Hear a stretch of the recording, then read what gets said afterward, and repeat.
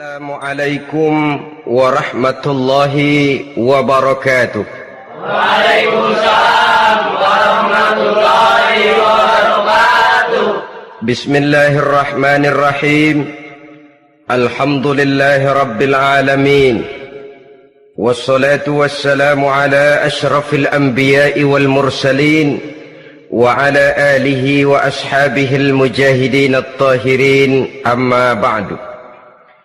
Bersabda Rasulullah sallallahu alaihi wasallam, "Iza sarratka hasanatuka wa sa'atka sayyi'atuka fa anta mu'min." Apabila perbuatanmu yang baik menyebabkan engkau bahagia, apabila perbuatanmu yang baik menyebabkan engkau gembira, dan perbuatanmu yang jahat menyebabkan engkau jadi susah, itulah tanda bahwa di hatimu masih ada iman. Artinya, belum tentu orang yang berbuat baik merasa bahagia dengan kebaikan yang dikerjakannya. Dan tidak selamanya orang yang berbuat jahat sanggup menyesali perbuatan jahatnya.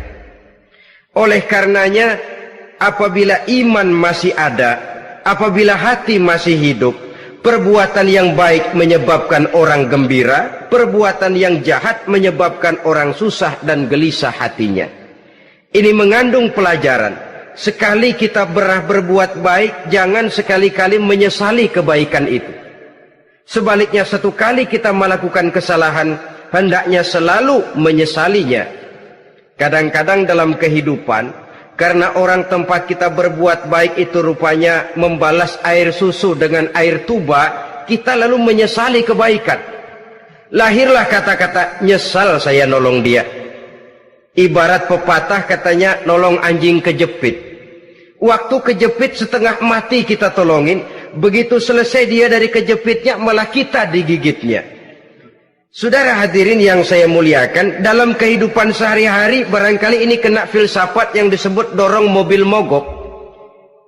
Ketika mobil mogok setengah mati kita dorong, begitu mesin hidup ditinggalkannya kita di belakang.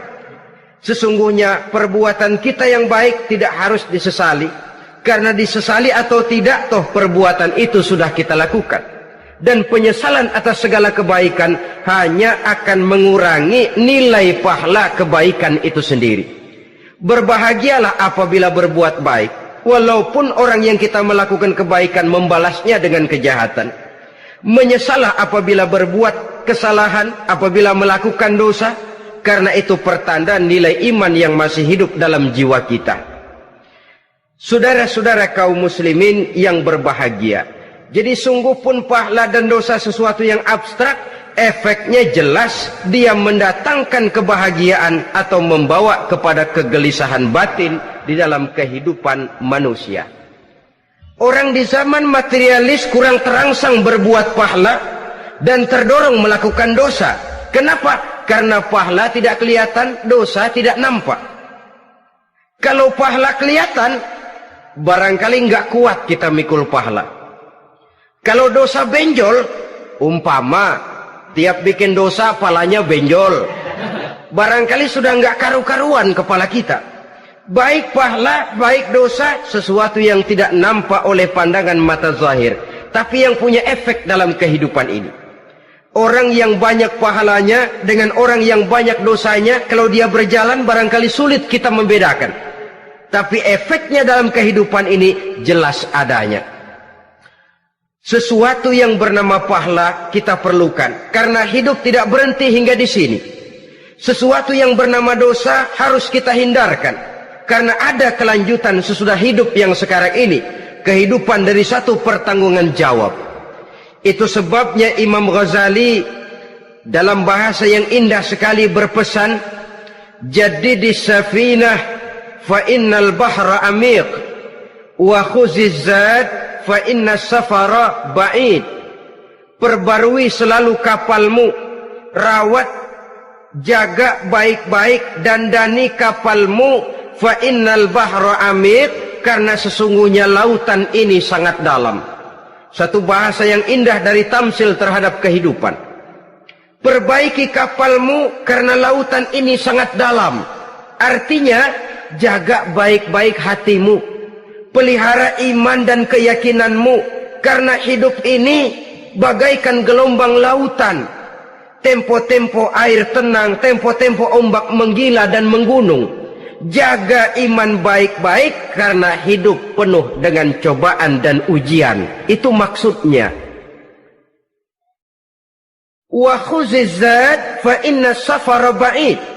Dan bawa bekal yang banyak karena perjalanan hidup ini sangat panjang. Perjalanan ini sangat jauh. Kita kalau pergi keluar kota tentu saja membawa bekal. Makin jauh kota yang akan kita tuju, makin banyak bekal yang harus kita bawa. Alangkah sengsaranya manusia apabila dia akan pergi ke satu kota yang jauh, modalnya cuma nekat. Bagaimana nanti di sana sajalah. Tidak membawa bekal sebagaimana yang sewajarnya. Hal yang semacam ini senangnya sih belum tentu, keblangsak dan susahnya sudah kebayang. Itu dalam kehidupan di dunia ini. Bagaimana kalau sudah bicara tentang kehidupan yang akan datang? Karena sesungguhnya hidup ini merupakan satu perjalanan yang sangat panjang. Sejak kita tinggal di alam arwah, pada saat jasad belum lagi diciptakan Allah, ruh sudah diciptakannya lebih dahulu. Sampai kemudian kita pindah ke alam rahim, alam kandungan ibu, untuk kemudian berpindah kepada kehidupan dunia. Dari dunia ini kita pindah ke alam barzakh. Di sana tinggal kita 100 tahun mungkin, 100.000 tahun mungkin, 1 juta tahun mungkin, menunggu saat datangnya kiamat. Lalu dari alam barzakh pindah kita ke alam akhirat. Satu perjalanan yang sangat panjang. Alangkah malangnya, alangkah sengsaranya jika tahu kita begitu panjangnya perjalanan hidup ini, tidak ada bekal yang kita bawa. Artinya kesengsaraan, kesulitan yang bertali-tali sudah jelas akan menimpa kita. Kalau pergi kita keluar kota membawa bekal uang, membawa bekal makanan, apa bekal yang mesti kita bawa? Apabila kita kembali ke alam barzakh, kembali ke alam kubur, berkumpul di padang mahsyar di akhirat nanti, nasi yang mau kita bawa, uang yang mau kita bawa, tentu tidak lagi. Karena kehidupan materialis selesai di atas liang lahat. Bila masuk kita ke liang lahat, disitulah pahala dan dosa memegang peranan yang sangat penting. Maka pada pertemuan malam ini kita akan bicara tentang pahala dan dosa itu. Saudara-saudara kaum muslimin rahimakumullah, yang dinamakan pahala, kata Imam Ali Al-Jurjani dalam kitab At-Ta'rifatnya, ma yastahiqqu bihi ar-rahmatu wal maghfiratu minallahi ta'ala. Sesuatu yang pelaksananya berhak untuk mendapat rahmah dan ampunan dari Allah. Dengan kata lain, nilai pahala adalah akibat dari perbuatan-perbuatan di dalam melaksanakan perintah dan anjuran yang ada di dalam kehidupan agama. Apabila perintah dan anjuran kita laksanakan, nilai pahala itu lalu datang. Nah, nilai pahala dalam Islam menurut konsepsi Quran, Allah menjelaskan, man jaa bil hasanati falahu asyru amsalihha. Barang siapa yang datang membawa satu kebajikan, barang siapa yang melaksanakan satu kebaikan, maka dia akan mendapat balasan 10 kali dari kebaikan yang dikerjakannya. 10 kali ini pun masih dilipat gandakan dengan 7. 7 ini pun masih dikalikan 100. Dan itu pun masih ditambah dengan pernyataan wallahu yudha'ifu liman yasha.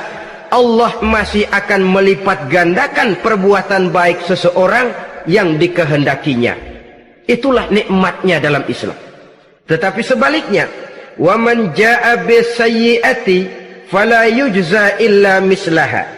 Barang siapa yang melakukan satu kejahatan, dia tidak akan mendapat balasan kecuali sesuai dengan kejahatan yang dikerjakannya. Alangkah rahman dan rahimnya Allah. Orang yang berbuat baik dibalas 10, dikali 7, dikali 100, masih dilipat gandakan pula. Tapi orang yang berbuat jahat tidak akan mendapat balasan kecuali sesuai dengan kejahatan yang dikerjakannya. Ini kan beda dengan sifat kita manusia. Kita ini kadang-kadang kalau dijitak membalasnya mukul. Tapi kalau orang berbuat baik kepada kita, kita enggan untuk berbuat baik kepada orang tadi. Allah tidak mengajarkan begitu. Satu kebaikan berbalas 10. Satu kejahatan berbalas dengan satu kejahatan. Maha Rahman dan Rahim Allah. Bahkan dalam Islam, niat berbuat baik saja mendapat pahala.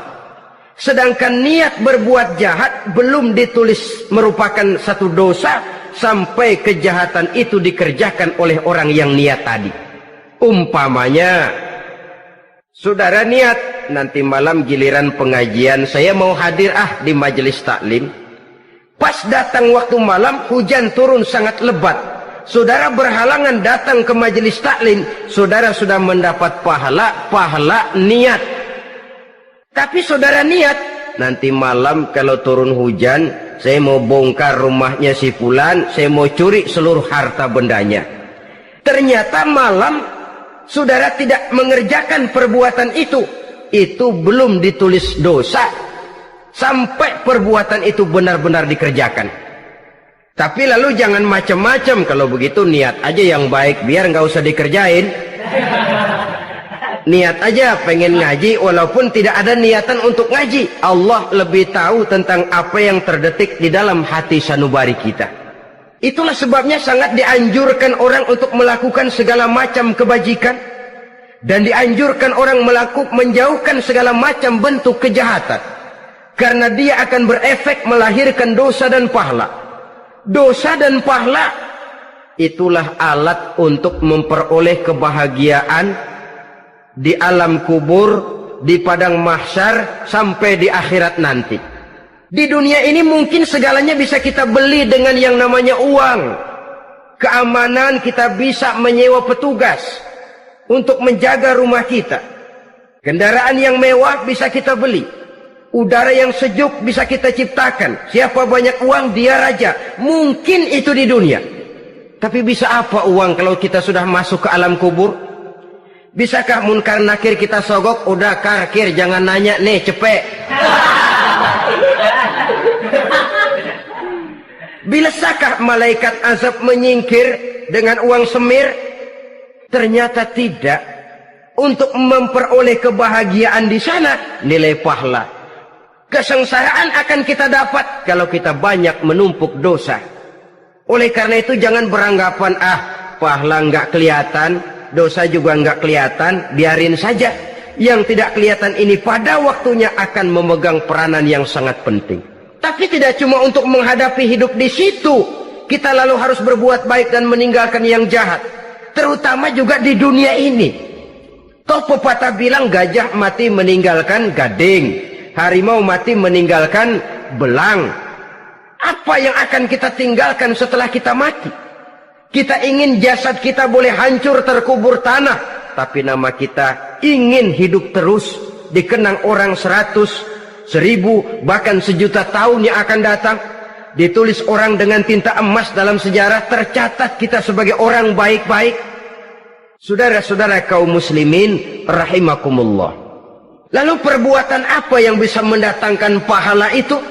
Saudara-saudara, semua perbuatan yang diperintah dan dianjurkan oleh Allah, yang dikerjakan dengan ikhlas hanya untuk mencapai ridho Allah, mendatangkan pahala. Kadang-kadang menurut pendapat kita remeh, tapi nilainya di sisi Allah besar. Itu pahala. Menghitung pahala itu hak prerogatif Allah.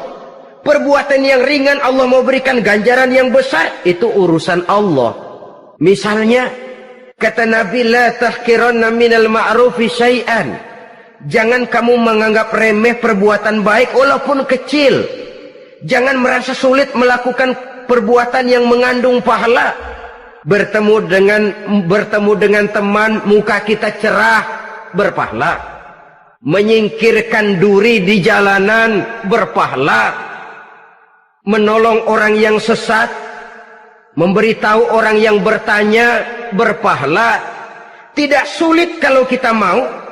Yang diperintah dan dianjurkan oleh agama itu perbuatan yang mengandung nilai-nilai pahala. Masalahnya cuma tinggal mau atau tidak dan dikerjakan dengan ikhlas. Bertemu teman mukanya cerah, pahala.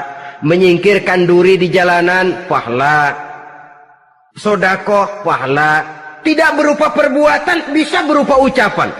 Misalnya bersolawat, pahala. Bertasbih dan bertahmid, pahala. Kata Nabi, kalimatani khafifatani 'alal lisan, saqilatani fil mizan. Ada dua kalimat yang enteng di lidah tapi berat di timbangan akhirat nanti. Apa itu? Subhanallah walhamdulillah. Itu kan amalan yang ringan, perbuatan yang mudah saja, tapi nilainya demikian besar dalam pandangan Allah. Jadi pendeknya, perbuatan yang bernilai pahala adalah perintah dan anjuran agama yang dilaksanakan dengan ikhlas semata-mata untuk mencapai ridho Allah, itu mengandung pahala. Niat dasarnya itu harus karena Allah, landasannya harus karena ikhlas. Bukan cuma sekedar basa-basi, tidak karena ingin dipuji orang, tidak karena mengharap tanda jasa, tapi ikhlas semata-mata.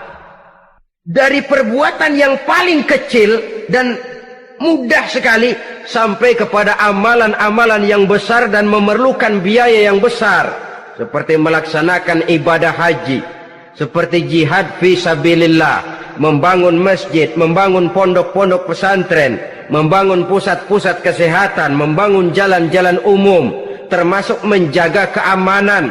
Jangan dikira loh, siskamling umpamanya, menjaga keamanan kampung tidak berpahala. Kalau diniatkan ibadah, menjaga ketenangan warga supaya mereka tekun ibadah, ikhlas karena Allah, itu juga bernilai ibadah. Keluar kita dari rumah, pergi pagi, pulang sore, peras keringat, banting tulang cari nafkah buat menghidupi anak istri kita. Kalau diniatkan ibadah, melaksanakan kewajiban sebagai kepala rumah tangga, membantu orang tua sebagai anak, itu juga perbuatan-perbuatan yang mengandung pahala. Yang terbaik sesuai dengan bidang kehidupan kita. Ada orang yang dinamakan abid, ahli ibadah, pahala yang paling baik bagi dia banyak-banyak tahajud, sembahyang malam, wirid, zikir, tasbih. Ada yang dinamakan orang alim, pahala yang paling baik buat orang macam ini mengajar, menyebarkan ilmu, mendakwahkan Islam. Ada yang disebut wali, pejabat pemerintah, petugas. Amalan pahala yang paling baik buat orang semacam ini melayani masyarakat, bekerja di bidangnya sesuai dengan profesinya. Saudara hadirin yang saya hormati, jadi dengan demikian perbuatan-perbuatan yang mengandung nilai-nilai pahala ini bisa perbuatan yang menurut kita kecil namun punya nilai besar. Apalagi perbuatan besar dengan biaya yang besar, tentu makin besar juga pahala yang disediakan oleh Allah Subhanahu wa ta'ala. Oleh karenanya, kalau kita bercermin dari ayat Quran, hidup ini kesempatan untuk berbuat baik.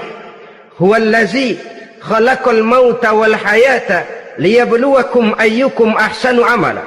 Dialah Allah, Tuhan yang telah memberikan hidup dan mati kepadamu untuk menguji kamu, siapa di antara kamu yang paling baik amal perbuatannya. Jadi tidak saya rinci, tapi cukuplah satu penjelasan global. Perbuatan yang berpahala adalah perbuatan melaksanakan perintah Allah atau anjuran Allah dengan dasar ikhlas, dengan tujuan untuk mencapai ridho Allah semata-mata. Lalu apa perbuatan yang mengakibatkan dosa itu? Saudara-saudara, dosa lahir akibat melakukan larangan Allah atau mengerjakan yang dicelaknya. Nah, para ulama ada yang membagi dosa itu menjadi dua bagian. Ada dosa-dosa kecil, ada dosa-dosa besar. Tetapi sebenarnya ditinjau dari segi hakikatnya, kalau sudah melakukan satu kesalahan yang mengakibatkan dosa, jangan dilihat besar dan kecilnya, tapi kepada siapa dosa itu kita kerjakan. Sebab kalau dosa kita anggap satu yang kecil, orang akan terangsang untuk mengerjakan yang kecil-kecil saja. Sehingga dengan demikian, yang kecil pun akan menjadi besar kalau ditumpuk-tumpuk. Sedangkan yang besar bisa saja menjadi kecil kalau selalu diiringi dengan permohonan ampun kepada Allah. Itu sebabnya para ulama sufi, orang-orang tasawuf mengatakan, la saghair ma'al istimrar wala kabair ma'al istighfar. Tidak ada dosa yang kecil kalau dikerjakan terus-menerus, dan tidak ada dosa yang besar kalau digempur tiap saat dengan perbuatan istighfar atau memohon ampun kepada Allah Subhanahu wa taala. Cuma saja pada umumnya, karena dosa-dosa kecil itu lebih mudah taubatnya, dan ada janji Nabi, barang siapa yang meninggalkan dosa-dosa besar akan diampuni dosa-dosanya yang kecil-kecil. Oleh karena itu, pada kesempatan ini kita akan juga bicarakan apa saja yang termasuk klasifikasi dosa-dosa besar, dengan harapan kita bisa menjaga diri, menyelamatkan diri, jangan sampai terjatuh ke dalam dosa-dosa yang besar tadi. Tetapi bukan berarti kita harus terangsang melakukan dosa-dosa yang kecil. Biarin kecil ini, tobatnya gampang. Dosa kelas teri. Dosa itu kan tidak kelihatan. Lalu terangsang melakukan perbuatan dosa-dosa walaupun kecil, kalau berlarut terus-menerus dia akan tumbuh menjadi dosa yang besar. Oleh karenanya jangan sampai mengundang pengertian kalau kita membicarakan dosa-dosa yang besar lalu terangsang melakukan dosa-dosa yang kecil, karena bagaimanapun juga dosa kecil dan dosa besar sama dalam arti kepada Allah kita melakukan kesalahan. Dan dosa yang kecil pun kalau bertumpuk, dia akan menjadi banyak. Saudara-saudara kaum muslimin rahimakumullah, ada beberapa jenis dosa-dosa besar. Jenis yang pertama, asyirku billah, syirik atau menyekutukan Allah. Dari sekian deretan dosa-dosa besar, syirik ini merupakan bapak moyangnya dosa. Dedengkotnya dosa itu syirik, menyekutukan Allah. Bahkan dosa yang lain Allah masih mau mengampuni, tapi kalau sudah syirik, menyekutukan Allah, itu sudah satu dosa yang tidak berampun sama sekali. Oleh karena itu tepat pesan Imam Ghazali tadi, jadi di safinah fa innal bahra amik, jaga iman, pelihara akidah, dandani kapal, karena hidup ini gelombang lautan sangat dalam, hidup banyak cobaan. Di dalam hidup di zaman sekarang ini, saudara bisa perhatikan, di mana tensi ekonomi tinggi, lapangan kerja sulit, persaingan hidup makin tajam, sifat egois dan individualis tumbuh di mana-mana, rasa solidaritas sosial menurun, sifat gotong royong musnah. Orang mudah potong kompas, potong jalan. Ingin cepat kaya, ingin cepat naik pangkat, ingin dapat kedudukan. Kadang-kadang akidah pun terjual, akidah pun musnah, jatuh ke jurang syirik pun tidak jadi soal. Itu yang kita khawatirkan. Kalau dosa-dosa yang lain Allah masih mau mengampuni, tapi kalau sudah jatuh kepada syirik, Allah sama sekali tidak akan memberikan ampun. Dalam kaitan dengan ini barangkali tepat sinyalemen Imam Ali itu. Andai kata kemiskinan merupakan satu kepribadian, saya akan membunuhnya lebih dahulu. Artinya memang kemiskinan ini sering mendorong orang kepada jurang kemusyrikan. Tidak tahan menghadapi godaan perut akibat tensi ekonomi yang tinggi, lapangan kerja yang sulit. Iman pun jadilah ditukar dengan 3 liter beras. Akidah pun jadilah dibarter dengan 3 bungkus supermi, dengan pakaian bekas, dengan obat-obatan. Tidak jadi soal baginya mengejar kebahagiaan yang relatif singkat dengan mengorbankan kebahagiaan yang abadi. Persis ibarat pepatah, nyari jarum kampak hilang. Mencari sesuatu yang kecil, yang besar jadi sia-sia. Membela perut, mengorbankan akidah. Na'udzubillah summa na'udzubillah. Saudara-saudara kaum muslimin rahimakumullah. Ini fakta. Ini kenyataan. Dan hal semacam ini tidak bisa diatasi cuma dengan ceramah, simposium, diskusi, seminar. Apalagi Nabi berpesan, solahu ummati bil ilmi wal mal. Umatku hanya bisa menjadi baik akidahnya dengan ilmu dan harta. Itu bahasa Nabi. Kalau bahasa kita sekarang, dengan ekonomi dan pendidikan. Ilmu, pendidikan, ekonomi, harta. Tanpa itu sangat besar kemungkinan kita bisa menjual akidah terjerumus di lembah kemusyrikan. Maka terutama kepada saudara-saudara saya, muslimin yang terpencil jauh dari kota-kota besar, yang kadang dalam kehidupan seharinya imannya sering digoda oleh supermi, akidahnya sering ditantang oleh pembagian beras, pakaian-pakaian bekas, obat-obatan dan sebagainya. Jaga dan bentengi akidah kita. Lebih baik nyawa berpisah dari badan, asal iman jangan berpisah dari hati. Kepada adik-adik saya para remaja, para pemuda di kota-kota besar, yang iman dan akidahnya sering ditantang dengan minuman-minuman keras, fasilitas-fasilitas yang menghanyutkan, yang secara terarah dan praktis sedikit demi sedikit menggiring kita untuk keluar dari nilai-nilai akidah. Hati-hati, jaga baik-baik, sebab intan paling mahal, mutiara paling berharga, tidak lain nilai iman ini. Tergelincir kita daripadanya, jatuh ke lembah kemusyrikan, jatuh ke satu dosa yang teramat besar, yang Allah tidak akan pernah memberikan ampun lagi. Ini dosa besar yang pertama. Yang kedua, qatlun nafsi illa bil haq. Membunuh orang tanpa alasan yang benar. Di zaman kesulitan ekonomi kadang-kadang orang mudah nekat. Tengok saja, kadang-kadang karena pasal uang 100-200 perak saja nyawa bisa melayang. Kadang-kadang karena urusan yang remeh, salah omong, salah ambil, salah ucap, salah pegang, nyawa bisa jadi melayang. Alangkah murahnya nyawa, seakan-akan kita yang punya. Padahal nyawa itu hak milik Allah. Tidak pantas kita merampasnya, tidak pantas kita menghilangkannya dari jasad seseorang. Oleh karenanya, membunuh orang merupakan satu dosa yang sangat besar. Jangankan kepada orang yang seakidah, orang yang lain akidah saja pun, kalau dia hidup berdamai, rukun, berdampingan, kita harus melindungi. Apatah lagi teman seakidah sendiri. Saudara-saudara kaum muslimin rahimakumullah.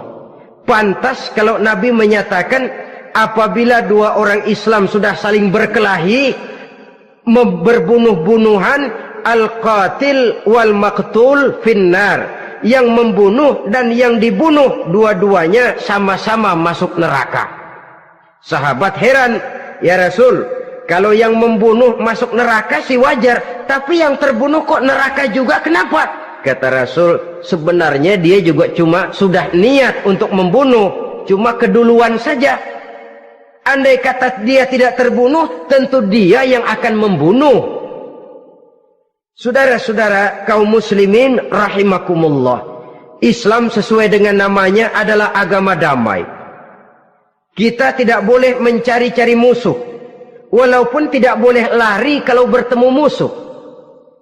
Oleh karenanya, pantang seorang muslim menimbulkan benih keonaran menjadi biang kerok buat lingkungannya. Sesuai dengan namanya, seorang muslim adalah seorang yang dalam hidup senantiasa berusaha menebarkan salam, menebarkan kedamaian, ketenangan dan ketentraman. Dengan prinsip musuh jangan dicari, bertemu pun jangan lari. Yang ketiga, termasuk dalam kelompok dosa besar ini, syurbul khamr, meminum minuman keras. Termasuk di dalam kata khamr ini ganja, morfin, narkotik. Sebab apa? Jenis minuman semacam itu tidak hanya merusak keadaan sekarang, tapi sekaligus merusak kehidupan yang akan datang. Kalau itu jatuh di tangan generasi muda, artinya kan merusak kehidupan masa depan daripada suatu bangsa. Karena apa? Remaja dan pemuda merupakan bentuk miniatur daripada kehidupan bangsa. Akan bagaimana warna umat Islam di Indonesia, bahkan akan bagaimana warna Indonesia 30, 40, 50 tahun yang akan datang, remaja sekarang jawabannya. Kalau remaja kita sekarang ini kerjanya cuma bisa nyekek botol, insya Allah bangsa Indonesia 30-40 tahun yang akan datang akan tumbuh menjadi bangsa teler. Tidak banyak yang bisa kita harapkan. Remaja adalah gambaran masa depan dari satu bangsa, dari satu umat. Dan remaja itu di dalam dirinya secara fitrah terkumpul semua bakat, terdapat semua kemungkinan. Kita ini lahir membawa sifat pemimpin, tapi juga membawa sifat pengacau.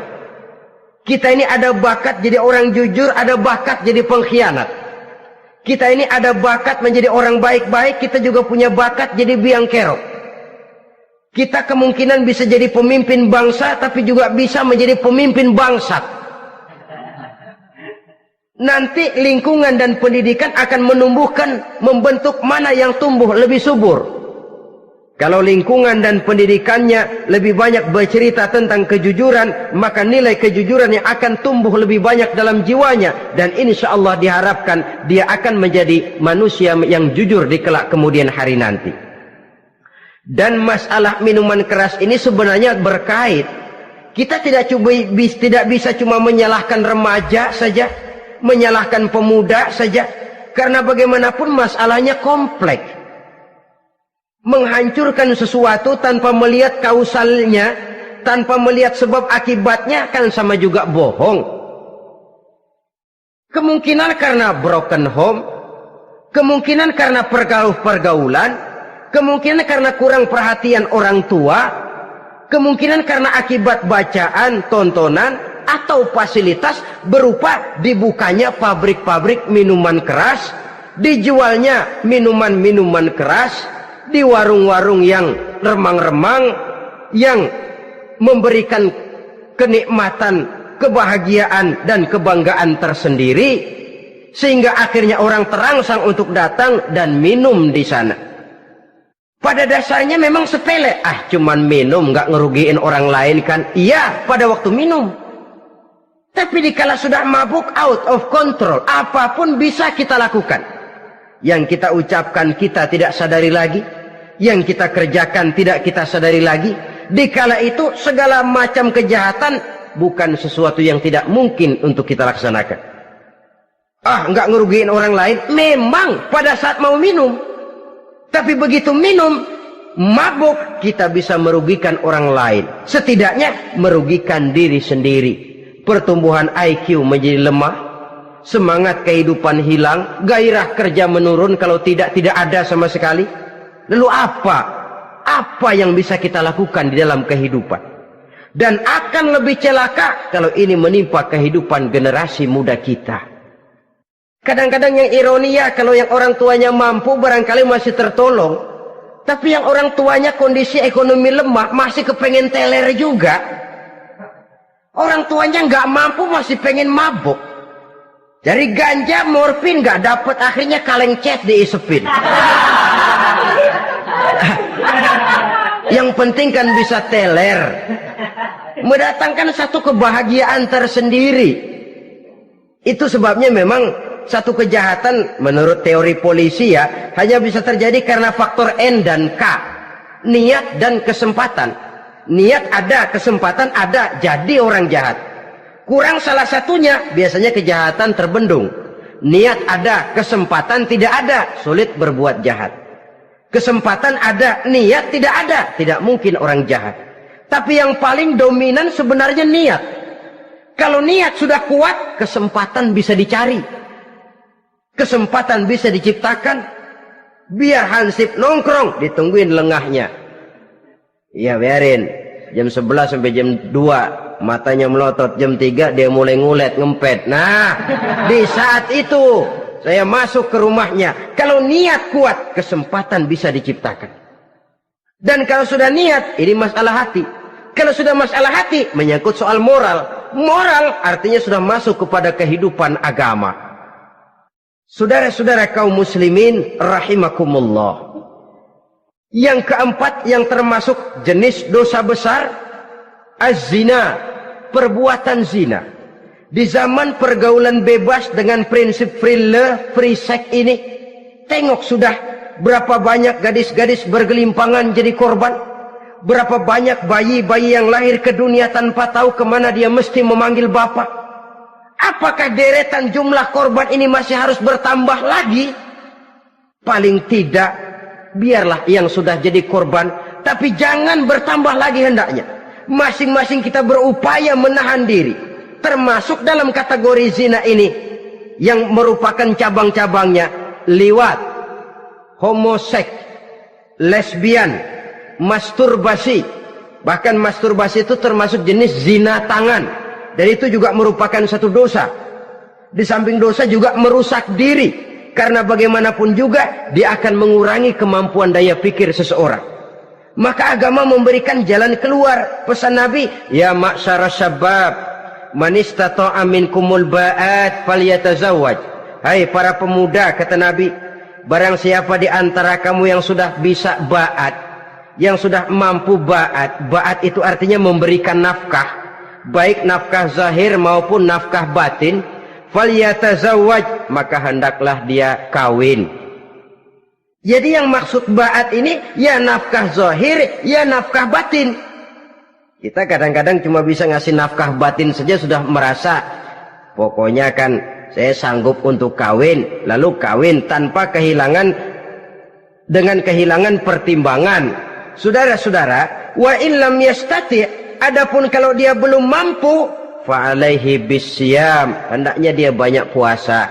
Fa innahu lahu wija, karena puasa itu akan merupakan benteng jangan sampai orang memperturutkan hawa nafsunya. Andai kata puasa belum hobi, banyaklah olahraga para pemuda, para remaja.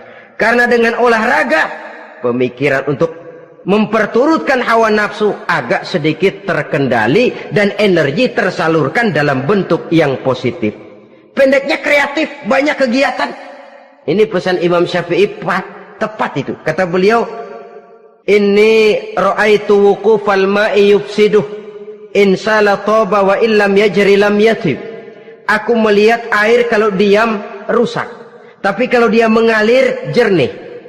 Air kalau ngendap nggak ngalir, nyamuk nyarang di situ, bisa jadi sumber penyakit. Manusia hidup begitu. Kalau nggak punya kegiatan, nggak kreatif, kerjanya cuma ndelohom, ayam-ayam, akhirnya jadi ngerusak. Ngomongin orang, si Ano ngapa? Ano. Kebangetan nggak ngapa-ngapain, orang aja dipontenin. Orang diomongin, lahirlah namimah, lahirlah ghibah. Saudara-saudara, air itu kalau ngendap ada aja yang nyarang.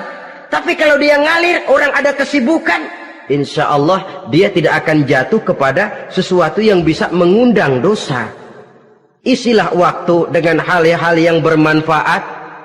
Karena hidup ini singkat dan tidak berjalan mundur ke belakang. Mundur hancur, berhenti diinjak orang. Sekali melangkah, jangan surut mundur ke belakang. Homoseks, terlepas dari penyakit kejiwaan. Sekarang ini kan sudah ada persatuan kaum gay katanya. Meminta perlakuan yang sama dan agar dibolehkan kawin sesama mereka. Secara manusiawi boleh, secara manusiawi kita hargai mereka.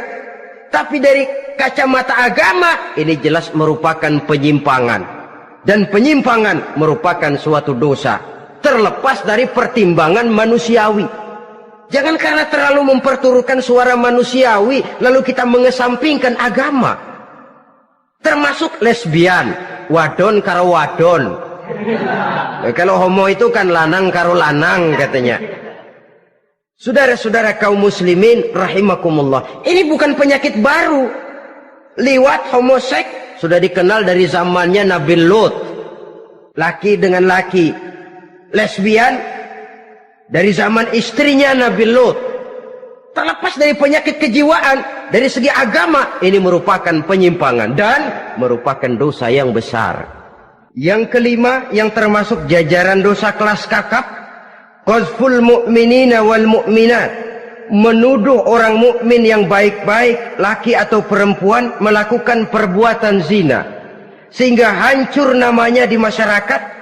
Ini merupakan satu perbuatan dosa yang sangat besar dan sangat dimurkai oleh Allah. Saudara-saudara kaum muslimin rahimakumullah, oleh sebab itu tentang masalah ini, kalau memang tidak ada saksi, jangan sembarang kita enteng lidah menuduh orang lain berbuat zina, menuduh orang lain berbuat serong. Dosanya kelewat besar di dalam kehidupan.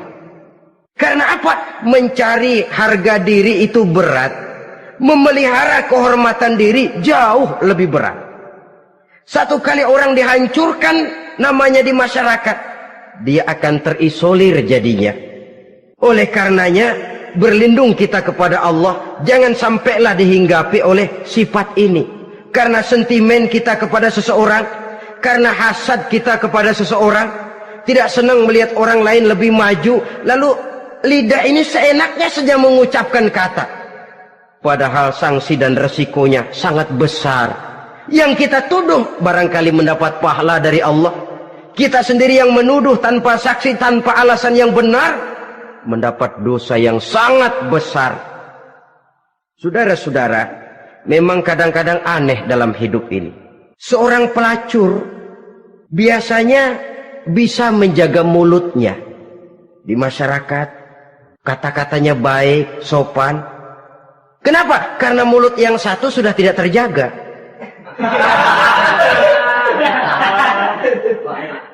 Kita kadang-kadang kehormatan bisa kita jaga, tapi mulut tidak terkontrol. Ngomong saenake dhewe, bikin orang mangkel, kesal, fitnah sana, fitnah sini, menghancurkan nama baik orang, ngomongin yang macam-macam. Bagai-bagai macamlah caranya. Saudara-saudara kaum muslimin yang berbahagia. Jadi dengan demikian, menuduh orang lain berbuat zina, sedangkan orang itu tidak pernah melakukannya, ini termasuk satu dosa yang sangat besar di dalam kehidupan ini. Yang keenam, al-'aqu bil walidain, durhaka kepada ibu bapak. Seorang anak, bagaimanapun banyak nilai ibadahnya, banyak kebaikan di masyarakat, menyandang berbagai macam gelar, pangkat dan jabatannya tinggi, tapi kalau sudah durhaka kepada kedua orang tuanya, alamat hidup tidak lagi membawa keberkahan, dan itu dosa yang sangat besar. Sampai Nabi sabdakan, ridho Allah ada di dalam keridhaan ibu bapak, murka Allah pun ada di dalam kemurkaan ibu dan bapak. Walaupun belum tentu setiap kita orang tua, tapi yang jelas setiap kita adalah anak, dan setiap anak punya ibu dan bapak. Jangan sampai kacang lupa kepada kulitnya. Saudara-saudara kaum muslimin rahimakumullah, durhaka kepada ibu bapak merupakan perbuatan yang sangat dimurkai oleh Allah. Apalagi ibu yang telah melahirkan kita, bahkan mengandung kita. Begitu juga bapak yang telah berusaha peras keringat banting tulang untuk mengasuh membesarkan kita. Tidak ada perbuatan baik yang kita lakukan untuk bisa menebus kebaikan daripada ibu dan bapak kita. Setidaknya kalau belum bisa berbuat baik kepadanya, kepada keduanya, janganlah menyakiti hati keduanya. Itu saja dulu yang harus dijaga. Kadang-kadang sudah berbuat baik enggak, nyakitin melulu. Sudah nyenangin belum bisa, saban sehari nyakitin saja. Padahal kedua orang tua itu doanya manjur, sebagaimana sumpahnya juga bisa jadi kenyataan, dan sering bahkan menjadi kenyataan. Sampai ibu bapak sudah wafat, sudah meninggal sekalipun, kewajiban berbakti masih harus terus dilakukan oleh seorang anak. Lalu yang ketujuh, at-tawalli yaumaz zahfi, berpaling pada hari pertempuran. Orang sedang sibuk-sibuk menghadapi musuh, maksudnya berjuang membela agama ini, dia lari menyelamatkan diri. Pengecut, mental munafik. Ayo, kalau demi agama, mari kita maju ke depan. Allahu Akbar. Yang besar Allah, yang lain kecil semua. Maju. Orang lain maju serentak, dia mundur jauh ke belakang. Mental munafik, mental calo istilah sekarang ini. Oh, itu calo, mental calo. Tuhan gedek banget itu. Coba ya, calo itu paling sibuk nyuruh penumpang naik. Tapi sementara penumpang naik sampai ke tempat tujuan masing-masing, calonya nggak kemana-mana, diem aja di situ. Cuma orang aja disuruh naik. Saudara-saudara, kerja bakti, orang turun ke comberan, dia naik ke tempat tidur. Mundur di hari pertempuran, menyebabkan orang lain gugur, dia sendiri menyelamatkan diri. Mental pengecut, mental munafik, itu merupakan dosa yang sangat besar. Saudara-saudara kaum muslimin rahimakumullah. Itu sebabnya agama itu memerlukan keberanian. Memang, tapi bukan keberanian yang tanpa perhitungan. Sebab berani tanpa berhitung namanya berani babi. Kita berani kalau benar, kita harus takut kalau salah. Jangan dibalik. Salah berani, nekat namanya. Benar takut, pengecut namanya. Orang yang pengecut adalah orang yang takut membela kebenaran. Orang yang nekat sesungguhnya udah salah nggak malu lagi. Udah salah nekat lagi.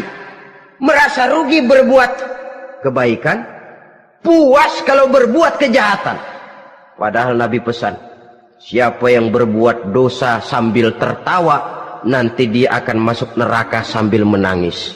Karena itu dipesan pula di dunia ini, sering-seringlah mencuci mukamu dengan air mata taubat.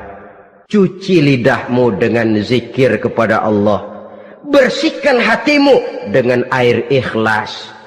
Saudara-saudara kaum muslimin rahimakumullah. Kan ada toh orang berbuat baik nggak gembira, tapi berbuat jahat malah puas.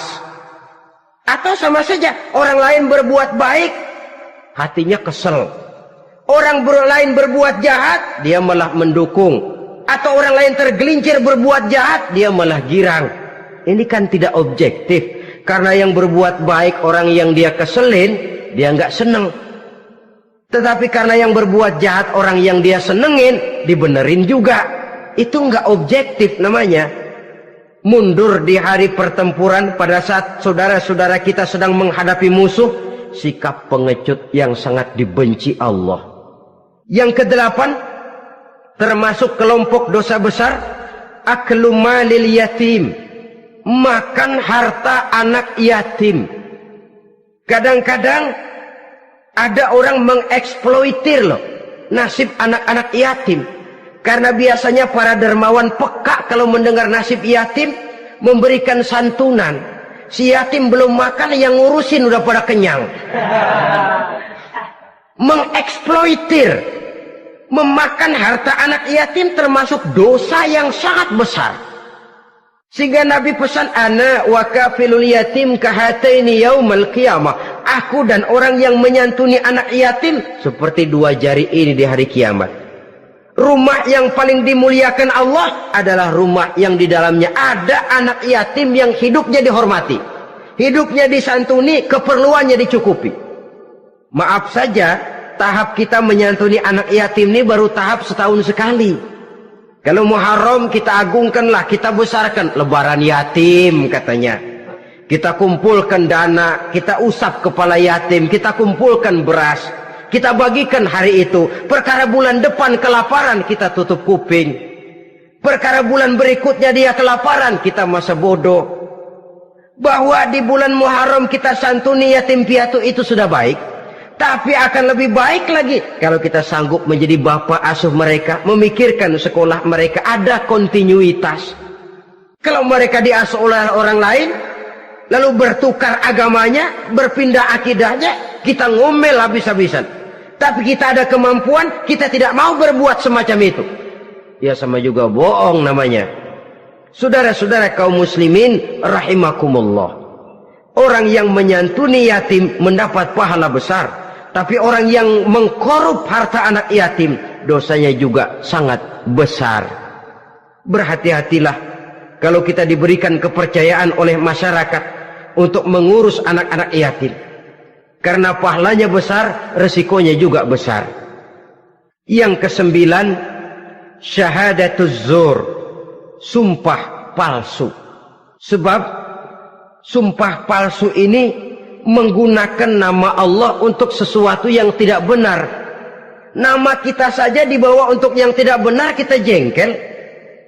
Nama kita dipalsukan untuk sesuatu yang tidak baik, kita kadang-kadang jengkel, tidak puas jengkel, menuntut melalui saluran hukum. Kenapa? Nama saya dicatut. Bagaimana lagi kalau nama Allah kita pakai untuk bersumpah, sumpahnya palsu, menguntungkan kita, merugikan orang lain, Allah murka betul. Maka sumpah palsu termasuk deretan dosa-dosa besar. Apalagi yang ke-10, aklur riba, makan riba alias renten. Ini kan yang cepat mendatangkan uang. Kadang-kadang kalau yang bikin riba itu orang awam barangkali, ya masih kita maklumin. Kadang-kadang penyakit ini datang menimpa mereka juga yang kita kenal kebaikannya. Bahkan suka datang ke musola, rajin ke masjid. Kadang-kadang riba masih dimakannya. Karena cara cari duit paling enak. Duit utuh tambahnya terus masuk. Na'udzubillah summa na'udzubillah. Itu yang diibaratkan dalam perjalanan Mi'raj waktu Nabi diperlihatkan neraka. Orang perutnya sebesar rumah dililit ular, diseret-seret itu hancur perutnya, dibulatkan lagi, diseret lagi, hancur lagi, dibulatkan lagi, terus menerus begitu. Dia berteriak, mengerang, mengeluh, mengaduh kesakitan. Nabi tanya, itu apa Jibril? Itu contoh dari umatmu yang suka makan riba Muhammad, makan renten. Saudara-saudara, ini kan mencekik leher orang. Orang sedang kesulitan, kelihatannya sih baik, menolong, tapi di belakang menolong itu nyekek. Di belakang nolong itu nyekek. Dan nyekek itu sebenarnya tujuan utamanya. Orang yang menjalankan riba pada dasarnya tidak punya perikman kemanusiaan kok. Kalau dia kelihatannya mau menolong, kelihatannya motifnya mencari untung di belakang itu. Jauh dari kemanusiaan. Yang ke-11, saudara-saudara, termasuk jajaran dosa besar itu qat'ur rahim, memutuskan silaturahmi. Marah, hobi sama marah. Kalau 3 hari nggak marahan sama orang, ngebet palanya. Selalu nyari gara-gara. Kalau udah marah berlaku perpanjangan waktu. Tahun, 2 tahun, kadang-kadang seumur hidup. Saudara hadirin yang saya muliakan. Apalagi mengurangi timbangan termasuk kelas dosa besar. Makan suap termasuk dosa besar. Semir menyemir dosa besar. Apalagi bunuh diri. Nah ini, bunuh diri dosa besar. Kadang-kadang karena sulit, nekat. Daripada hidup susah mendingan mati sekali.